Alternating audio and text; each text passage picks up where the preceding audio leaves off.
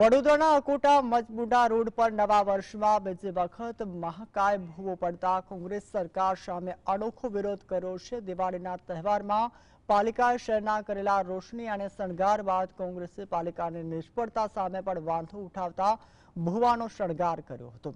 અગાઉ પડેલા ભૂવાના કારણે રોડની એક તરફનો વાહન વ્યવહાર પણ પાલિકાએ બંધ કરી દીધો હતો, જ્યારે તંત્ર દ્વારા દિશાસૂચક બોર્ડ લગાવી વાહન વ્યવહાર ડાયવર્ટ કરવામાં આવ્યો છે।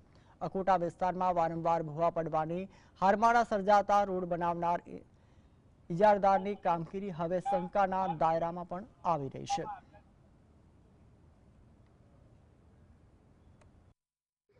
અકોટાથી મુજમોડા જતો આ માર્ગ છે। આ માર્ગ ઉપર અગાઉ પણ અસંખ્ય ભૂવા પડ્યા છે અને આપણે જોઈએ કે નવા વર્ષની શરૂઆત થઈ હતી અને તે દરમિયાનમાં ભૂવો પડ્યો હતો અને આજે એની એક્ઝેક્ટલી બાજુમાં જે કાલે વરસાદ પડ્યો અને આજે અહીંયા આ જગ્યાએ ભૂવો પડ્યો છે। આ પણ એક મહાકાય ભૂવો પડ્યો છે।